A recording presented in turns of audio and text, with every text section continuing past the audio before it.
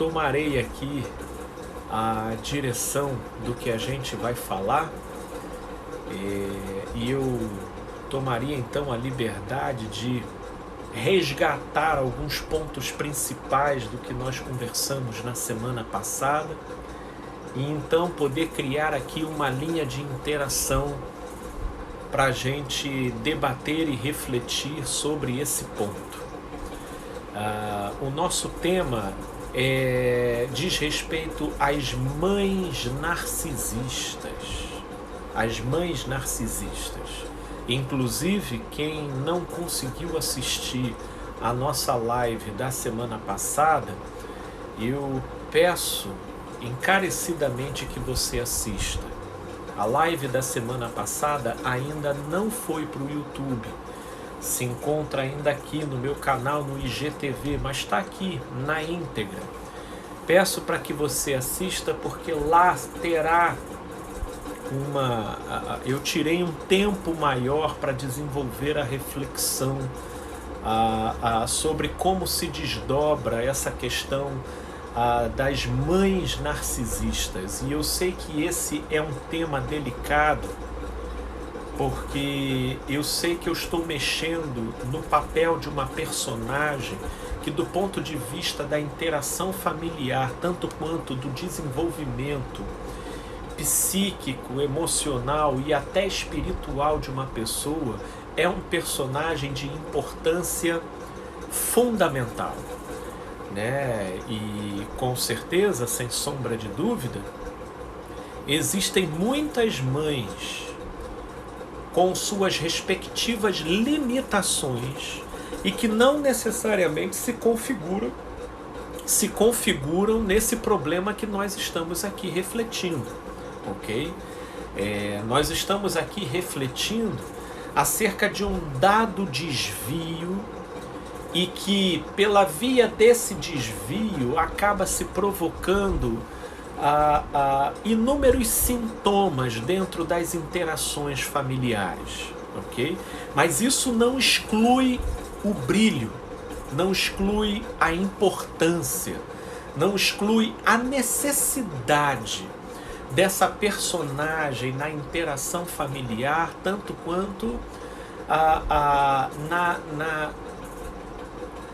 no papel incisivo que se cumpre na formação de um ser, seja homem ou mulher.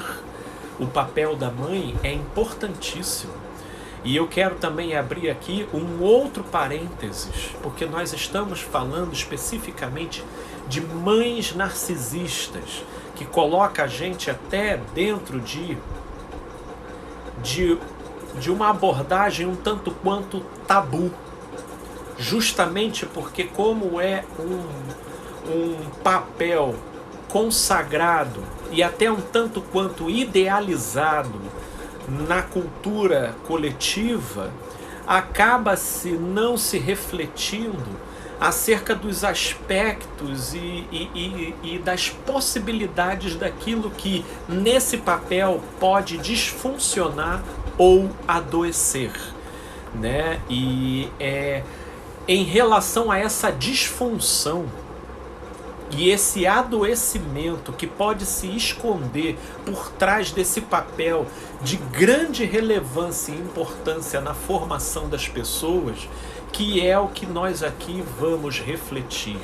Uma boa noite, querida Daniele. Chegando, minha amiga, fique super à vontade. Chegou aqui também a querida Isabelle, amiga querida que eu sempre observo, que se faz presente sempre que possível. Boa noite, querida Isabelle, viu? Seja super bem-vinda de coração. A Simone também entrou. Foram pessoas que foram entrando enquanto eu fui falando aqui. Sejam super bem-vindas todas vocês. Voltando aqui para a reflexão, estamos aqui falando sobre mães narcisistas, mas saibam, existem pais narcisistas também. A princípio não está sendo o foco da nossa reflexão, mas sem sombra de dúvida que os pais narcisistas, eles estão muito presentes e também desencadeiam e exercem indubitável influência na formação das crianças envolvidas no contexto. Em relação a uma paternidade narcisista, nós vamos ter, em geral, dois tipos que ficam, pelo menos a princípio, né, embora depois possamos aqui identificar outros, mas a princípio nós podemos identificar dois comportamentos básicos indicativos de uma paternidade narcisista.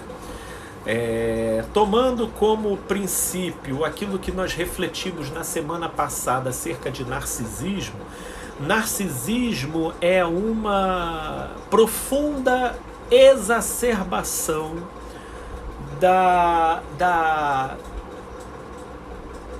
importância de autorreferência que um sujeito tenha, onde tudo acerca de si fala mais alto, seja no que diz respeito ao poder e ao sucesso, quanto à dor e ao sofrimento.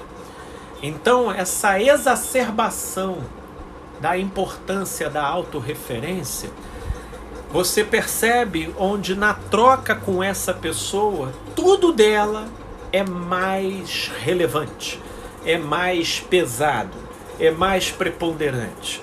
Então, se você fala de sucesso, nenhum sucesso pode ser superior ao dela. Se você fala de sofrimento, nenhuma dor pode ter sido mais trágica do que a dela. Então, essa crise de exacerbação da autorreferência, ela é um mal que pode acometer absolutamente todos nós.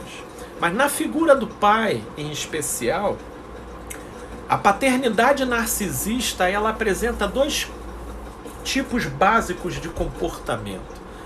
Ou, pela autorreferência, você até vai ter um pai presente, mas um pai excessivamente agressivo e autoritário, e naquilo que ele lida com os filhos, ele será caprichoso, ele será meticuloso, e ele vai precisar sempre depreender do meio aonde ele está inserido sinais claros de sujeição e subserviência, sob pena de aquilo ofender o seu critério de respeito, que é uma noção e um critério de respeito totalmente baseado nessa crise exacerbada de autorreferência, e não naquilo que seja um bom senso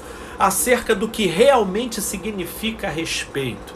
Portanto, quando esse tipo de pai é presente, ele acaba sendo excessivamente autoritário, tanto quanto meticuloso e caprichoso, no modo como ele vai manipulando a sua agressividade, de modo a só admitir na interação com ele a linguagem do serviçalismo, da submissão e da sujeição.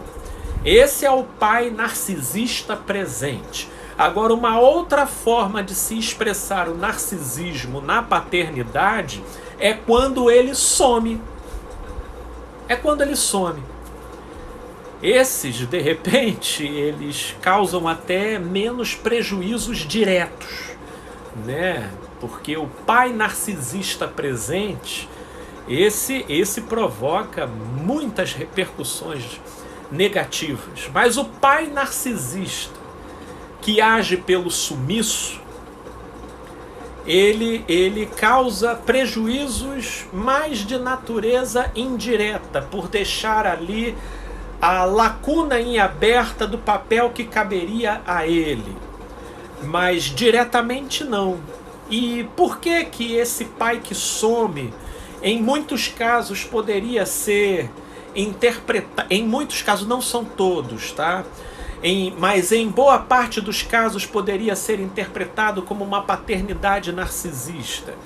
Porque o camarada, ele acaba tendo uma preocupação tão grande com os seus próprios interesses, com o seu próprio tempo, com a sua própria importância, com as suas próprias prioridades, que na sua própria concepção, as implicações das suas próprias atitudes, ou seja, o filho, não se fazem razão suficiente para ele reorquestrar o seu panorama de vida, refazendo, portanto, a equalização das suas prioridades.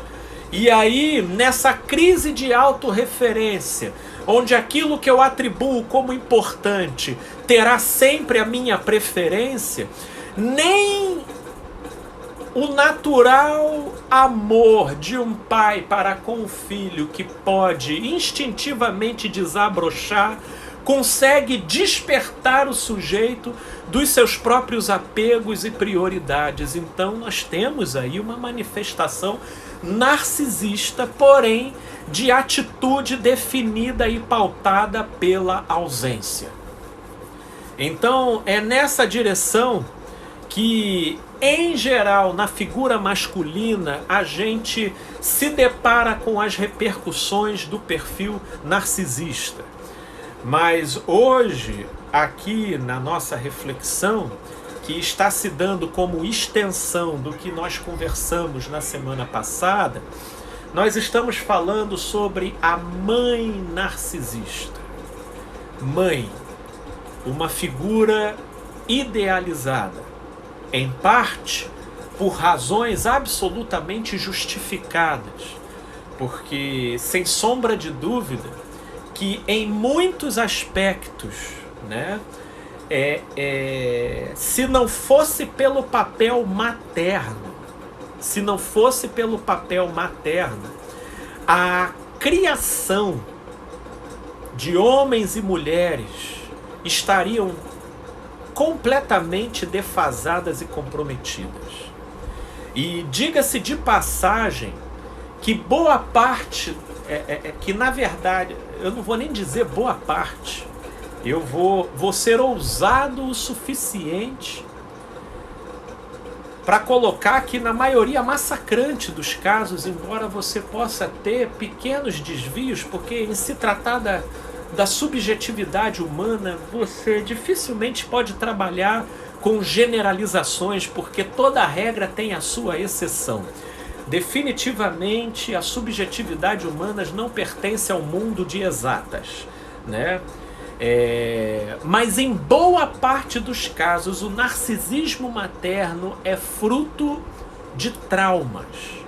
Inclusive, a arquitetura do narcisismo precisa ser construída e pautada em cima de álibis que vão sendo forjados no curso da jornada a partir daquilo que foi vivenciado como abuso, como trauma, ou como situações que criaram déficits nas emoções, na autoestima, na confiança, na segurança.